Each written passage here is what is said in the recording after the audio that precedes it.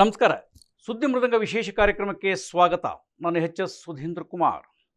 Operation ಸಿಂಧೂರ ಈಗ ಸಾಕಷ್ಟು ಸುದ್ದಿ ಮಾಡ್ತಾ ಇರ್ತಕ್ಕಂಥದ್ದು, ಭಾರತೀಯರಿಗೆ ಸಂತೋಷವಾಗಿರ್ತಕ್ಕಂಥದ್ದು, ಒಂದಷ್ಟು ಜನಕ್ಕೆ ಏನೋ ಶಾಂತಿ ಎನ್ನುವಂಥದ್ದು. ಈ ಕುರಿತಂತೆ ಒಂದಷ್ಟು ಮಾತುಕತೆಗಳನ್ನು ಆಡೋದಕ್ಕೋಸ್ಕರವಾಗಿ ಭಾರತೀಯ ಜನತಾ ಪಕ್ಷದ ವಕ್ತಾರರು ಹಾಗೂ ಹಿರಿಯ ನಾಯಕರಾಗಿರ್ತಕ್ಕಂಥ ಅನಿಲ್ ಚಳಗೇರಿ ಅವರು ನಂಬಿತಲ್ಲಿದ್ದಾರೆ. ಅನಿಲ್ ಚಳಗೇರಿ ಅವರಿಗೆ ತುಂಬ ಹೃದಯದ ಸ್ವಾಗತ. ಸರ್, ಆಪರೇಷನ್ ಸಿಂಧೂರ ಪಹಲ್ಗಾಮ್ ನಂತರದೊಳಗೆ ತಾವು ಸಾಕಷ್ಟು ಪ್ರತಿಭಟನೆಯನ್ನು ಮಾಡಿದ್ರಿ, ಸಂತಾಪವನ್ನು ಸೂಚಿಸಿದ್ರಿ, ಜಮ್ಮು ಕಾಶ್ಮೀರ ಭಾರತದ ಸಿಂಧೂರ ಅಂತೆಲ್ಲ ಘೋಷಣೆಯನ್ನು ಕೂಗಿದ್ರಿ. ಈಗ ಆಪರೇಷನ್ ಸಿಂಧೂರ ಆಗಿರ್ತಕ್ಕಂಥದ್ದು ಬಹುಶಃ ಒಂದು ಕಡೆಗೆ ನಿಮಗೆ ಸಂತೋಷ ಆಗ್ತಾ ಇರ್ಬೋದು, ಭಾರತೀಯರು ಅಂತಕ್ಕಂಥ ಹೆಮ್ಮೆ ಅಂತ ಅನ್ನಿಸ್ತಾ ಇರ್ಬೋದು. ಈ ಆಪರೇಷನ್ ಸಿಂಧೂರದ ಬಗ್ಗೆ ಏನು ನಿಮ್ಮ ಅನಿಸಿಕೆ? ಮೊದಲನೇದಾಗಿ ಏನು ಕಳೆದ ತಿಂಗಳು 22ನೇ ತಾರೀಕು ಪಹಲ್ಗಾವ್ನಲ್ಲಿ ಏನು ಅವರು ಒಂದು ಸಾಮಾನ್ಯ ಟೂರಿಸ್ಟ್ಗಳ ಮೇಲೆ ಅಟ್ಯಾಕನ್ನು ಮಾಡಿ ಅವರನ್ನು ಸಾಯಿಸಿದ್ರು. ಅದರ ಪ್ರತೀಕಾರವಾಗಿ ಇಡೀ ದೇಶದಲ್ಲಿ ಭಾರತ ಇದಕ್ಕೆ ಉತ್ತರ ಕೊಡಲೇಬೇಕು ಅಂಥೇಳಿ ಒಕ್ಕೊರಳಿನಿಂದ ಇಡೀ ಭಾರತ ಒಂದು ಕಡೆ ಇಲ್ಲಿ ನಿಂತ್ಕೊಂಡ್ರೆ ಕೆಲವು ಜನ ಅದನ್ನು ಮಾತಾಡ್ತಿದ್ರು. ಆದರೆ ನರೇಂದ್ರ ಮೋದಿಯಂತಹ ಗಟ್ಟಿಯಾದಂತಹ ಪ್ರಧಾನಮಂತ್ರಿ ಇದ್ರ ಮೇಲೆ ಆ್ಯಕ್ಷನ್ ತಗೊಳ್ತಾರೆ. ಆ್ಯಕ್ಷನಿನ ಅವಶ್ಯಕತೆ ಇದೆ, ದೇಶದ ಜನರ ಕೂಗು ಇದಾಗಿರೋದ್ರಿಂದ ಮೋದಿಯವರು ಇದನ್ನು ಮಾಡ್ತಾರೆ ಅನ್ನೋ ನಂಬಿಕೆ ಇತ್ತು. ಅಷ್ಟರಲ್ಲೇ ಕೆಲವು ಜನಕ್ಕೆ ಮಾಡ್ತಾರಾ, ಆಗಿ 1 ವಾರ ಆಯಿತು, 2 ವಾರ ಆಯಿತು ಅಂಥೇಳಿ ಪೇಷನ್ಸನ್ನು ಔಟ್ ಮಾಡ್ಕೊಳ್ತಾ ಇದ್ರು. ಆದರೆ ಒಂದು ಯುದ್ಧದ ರೀತಿಯಲ್ಲಿ ಇನ್ನೊಂದು ದೇಶದ ಮೇಲೆ ನಾವು ಆಕ್ರಮಣ ಮಾಡಬೇಕು ಅಥವಾ ಅಟ್ಯಾಕ್ ಮಾಡಬೇಕು ಅಂತ ಹೇಳಿದರೆ ಅದಕ್ಕೆ ಅಂತಾರಾಷ್ಟ್ರೀಯ ಮಟ್ಟದಲ್ಲಿ ಬಹಳಷ್ಟು ವಿಚಾರಗಳನ್ನು ಮಾಡಿ ಭಾರತ ಸ್ಟೆಪ್ ಬೈ ಸ್ಟೆಪ್, ಅಂದರೆ ಯಾವತ್ತು 22ನೇ ತಾರೀಕು ಅಟ್ಯಾಕ್ ಆಯಿತು, ಒಂದು ಕಡೆಯಿಂದ ಅಲ್ಲಿಯ ನೀರನ್ನು ನಿಲ್ಲಿಸುವಂಥದ್ದು, ವ್ಯಾಪಾರ ವ್ಯವಹಾರಗಳನ್ನು ನಿಲ್ಲಿಸುವಂಥದ್ದು, ಆಮದು ಮತ್ತು ರಫ್ತುಗಳನ್ನು ನಿಲ್ಲಿಸುವಂಥದ್ದು, ಅಲ್ಲಿಯ ಏರ್ವೇಗಳನ್ನು ಸ್ಟಾಪ್ ಮಾಡುವಂಥದ್ದು, ಅಲ್ಲಿ ಹಡಗುಗಳನ್ನು ಹೋಗುವಂಥದ್ದು ಅನ್ನು ನಿಲ್ಲಿಸಿದ್ದು.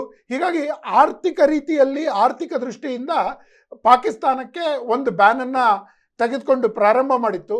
ಅದು ಒಂದೇ ಅಲ್ಲದೆ ರಾಜತಾಂತ್ರಿಕವಾಗಿ ಅಂತಾರಾಷ್ಟ್ರೀಯ ಮಟ್ಟದಲ್ಲಿ ಪ್ರಪಂಚದ ಅನೇಕ ರಾಷ್ಟ್ರಗಳಿಗೆ ವಿತ್ ಪ್ರೂಫ್, ಮಾಧ್ಯಮಗಳಿಗೆ ಕೊಟ್ಟಿರಲಿಕ್ಕಿಲ್ಲ, ಆದರೆ ಅಮೇರಿಕಾದಿಂದ ಹಿಡಿದು ಕುವೈತ್ವರೆಗೆ ಪ್ರತಿಯೊಂದು ದೇಶಕ್ಕೂ ಹೇಗೆ ಪಾಕಿಸ್ತಾನ ಈ ಅಟ್ಯಾಕ್ ಮಾಡಿದೆ ಮತ್ತು ಪಾಕಿಸ್ತಾನದಲ್ಲಿರುವಂತಹ ಈ ಟೆರರಿಸ್ಟ್ ಕ್ಯಾಂಪ್ಗಳಲ್ಲಿ ಇವರು ಟ್ರೈನ್ ಆಗಿ ಬಂದಿರೋದಕ್ಕೆ ಸರ್ಕಾರ ಇರುವಂತಹ ಪ್ರೂಫ್ಗಳನ್ನು ಆಯಾ ದೇಶಕ್ಕೆ ತೋರಿಸಿ ಪಾಕಿಸ್ತಾನಕ್ಕೂ ಒಂದು ಕಳೆದ 15 ದಿವಸ ಅವಕಾಶ ಕೊಟ್ಟಿತ್ತು.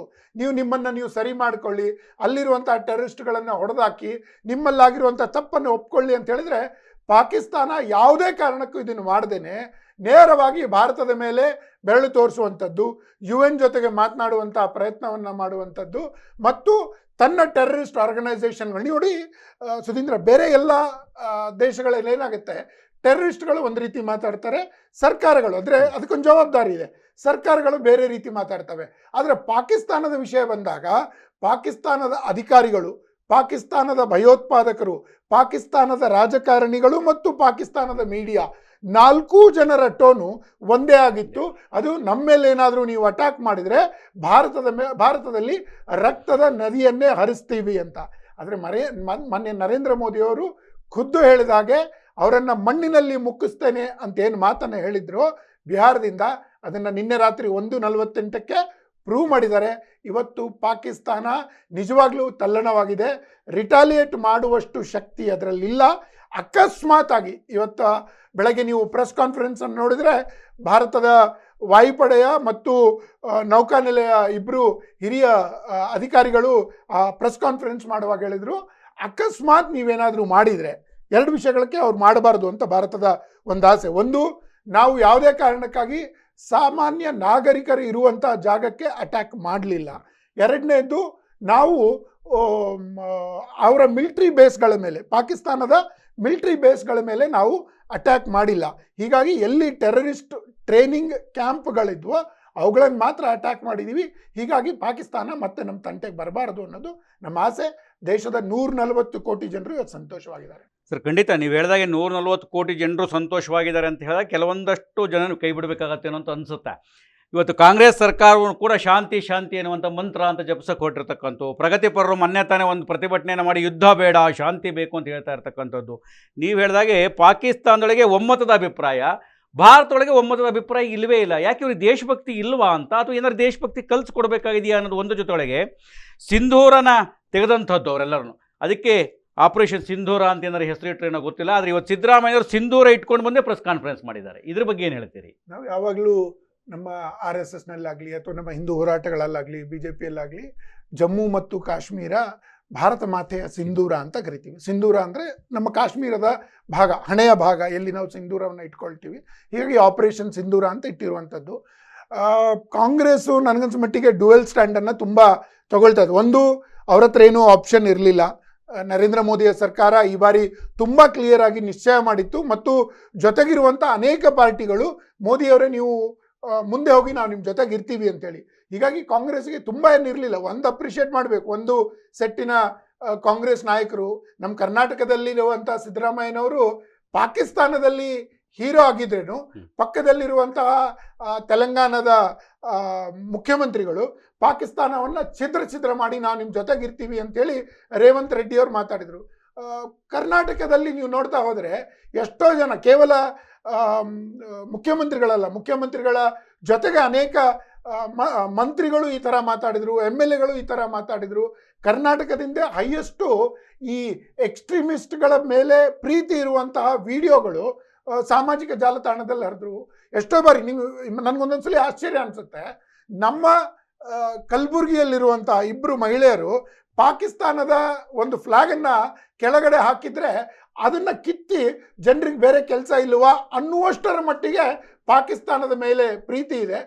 ಪಾಕಿಸ್ತಾನದ ಮೇಲೆ ಪ್ರೀತಿ ಇದೆ ಅನ್ನೋ ಕಾರಣಕ್ಕೆ ಬಹುಶಃ ಕಾಂಗ್ರೆಸ್ಗೆ ಹೇಗಾಗ್ಬಿಟ್ಟಿದೆ ಅಂದರೆ, ಮುಸಲ್ಮಾನರ ಓಲೈಕೆ ಮಾಡ್ತಾ ಮಾಡ್ತಾ ಮಾಡ್ತಾ ಟೆರರಿಸ್ಟ್ಗಳ ಓಲೈಕೆನೂ ಮಾಡ್ಲಿಕ್ಕೆ ಪ್ರಾರಂಭ ಮಾಡಿಬಿಟ್ಟಿದ್ದಾರೆ. ನನಗನ್ಸುತ್ತೆ ಇವರು ಕೇವಲ ಹಿಂದೂ ವಿರೋಧಿ ಅಲ್ಲ, ಇವರು ಮುಸಲ್ಮಾನ ವಿರೋಧಿಗಳು ಹೌದು. ಮುಸಲ್ಮಾನರು ಕಳೆದ 70 ವರ್ಷಗಳಲ್ಲಿ ಈ ದೇಶದಲ್ಲಿ ಇನ್ನೂ ಬಡತನದಲ್ಲಿ ಇರಲಿಕ್ಕೆ, ಇನ್ನೂ ಅವರು ಓದದೇ ಇರೋದಕ್ಕೆ, ಇನ್ನೂ ಬಡವರಾಗಿರಲಿಕ್ಕೆ ಕಾಂಗ್ರೆಸ್ ಪಾರ್ಟಿಯ ಕೈವಾಡ ತುಂಬ ಇದೆ. ಅವ್ರು ಏನು ಮಾಡಿದರೂ ನಡೆಯುತ್ತೆ, ನೀವು ಸರಿಯಾದ ದಾರಿಯಲ್ಲಿ ಬರಬೇಕು ಅಂತ ಅವ್ರು ಹೇಳೋದೇ ಇಲ್ಲ. ವೋಟ್ ಬ್ಯಾಂಕಿಗೋಸ್ಕರ ಅವ್ರ ಜೊತೆಗೆ ನಿಲ್ತಾರೆ. ಹೀಗಾಗಿ ನಮ್ಮ ಅದರಲ್ಲೂ ವಿಶೇಷವಾಗಿ ಕರ್ನಾಟಕದ ಮಾನ್ಯ ಮುಖ್ಯಮಂತ್ರಿಗಳಾದಂತಹ ಸಿದ್ದರಾಮಯ್ಯನವರು ಪಾಕಿಸ್ತಾನದ ಎಲ್ಲ ಮೀಡಿಯಾ ಹೌಸ್ಗಳಿಗೂ ಒಂದಿಷ್ಟು ದಿವಸ ಹೀರೋ ಆಗಿದ್ದಂತರೂ ನಿಜ. ಬರೀ 25 ನಿಮಿಷದಲ್ಲಿ 21 ಉಗ್ರರ ತಾಣವನ್ನು ಧ್ವಂಸ ಮಾಡಿರ್ತಕ್ಕಂಥದ್ದು. ಬಹುಶಃ ಇಲ್ಲಿರ್ತಕ್ಕಂಥ ಎಲ್ಲ ನಿಜವಾದ ಹಿಂದೂಗಳಿಗೆ ಸಂತಸ ಆಗಿದೆ ಅಂತೇಳಿ ಅಂತ. ಆ ಹಿನ್ನೆಲೆಯಲ್ಲಿ ನೋಡಿದಾಗ ಮುಂದೆ ಏನು ಪರಿಸ್ಥಿತಿ? ಹಾಗಾದರೆ ಸಾಮಾನ್ಯ ಜನರು ಯುದ್ಧದ ಭೀತಿಯನ್ನು ಅನುಭವಿಸ್ತಾ ಇದ್ದಾರಾ, ಅಥವಾ ಏನಾಗಬಹುದು ಅಂತಕ್ಕಂಥ ಒಂದು ಕಲ್ಪನೆ?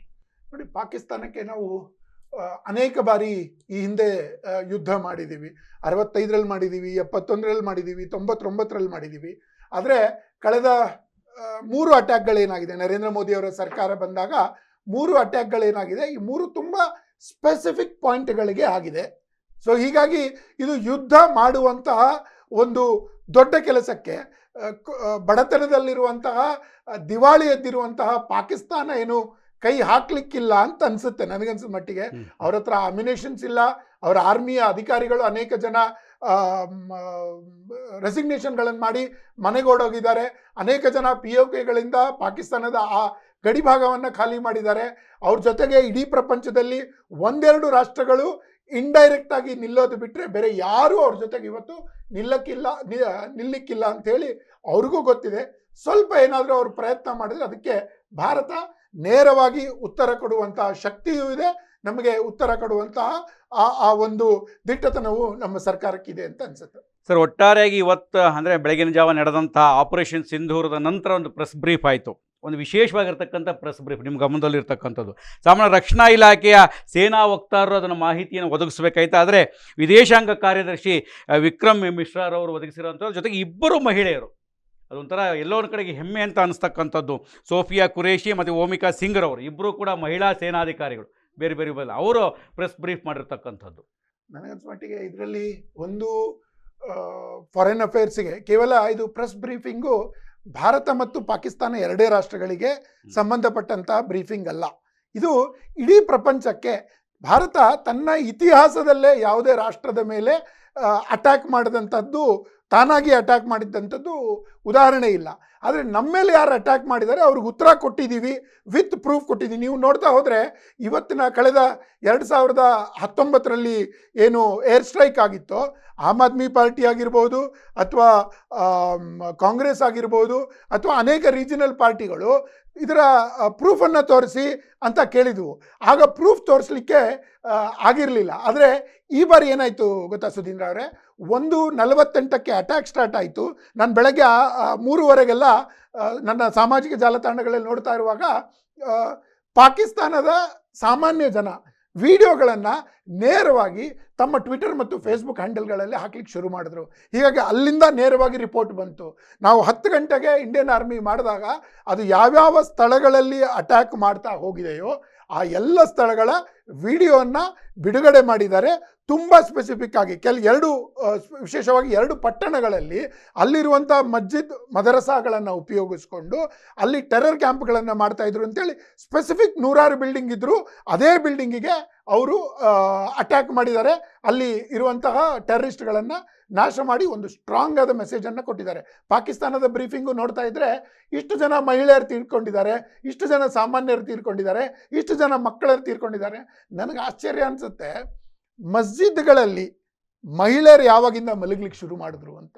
ಅಂದರೆ ಒಂದು ವಿಕ್ಟಿಮ್ ಕಾರ್ಡನ್ನು ಪಾಕಿಸ್ತಾನ ಇವತ್ತು ಆಡಲಿಕ್ಕೆ ಪ್ರಯತ್ನ ಮಾಡ್ತಾ ಇದೆ ಜಗತ್ತಿನಲ್ಲಿ ಎಲ್ಲರ ಮುಂದೆ. ನಿನ್ನೆ ನೋಡ್ತಾ ಇದ್ವಿ, ಆರ್ಮಿ ಚೀಫ್ನ ಅವರು ಮಾತಾಡುವಾಗ, ಆರ್ಮಿ ಚೀಫ್ ಮಾತಾಡುವಾಗ ಹೇಳ್ತಾ ಇದ್ರು, ಟೆರರಿಸ್ಟು ಮತ್ತು ಪ್ರಪಂಚದ ಮಧ್ಯೆ ನಾವು ಗೋಡೆಯಾಗಿ ನಿಂತಿದ್ದೀವಿ ಅಂತ. ಹಾಸ್ಯಾಸ್ಪದ. ಭಾರತ ತುಂಬ ಕಳ್ಕೊಂಡಿದೆ ಈ ಥರದ ಭಯೋತ್ಪಾದನೆಯಿಂದಾಗಿ.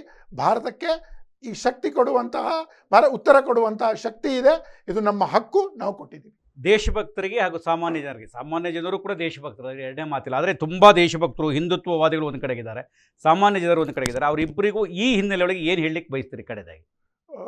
ನೋಡಿ, ಯುದ್ಧ ಅಂತ ಬಂದಾಗ ಎಲ್ಲರೂ ಅದರ ಜೊತೆಗೆ ನಿಲ್ಲಬೇಕಾಗುತ್ತೆ, ದೇಶದ ಜೊತೆಗೆ. ಯಾಕಂದರೆ 26 ಜನ ಏನು ಹೋಗಿದ್ರಲ್ಲ, ಅವ್ರು ಯಾರು ಆರ್ಮಿಯವರಾಗಿಲ್ಲ.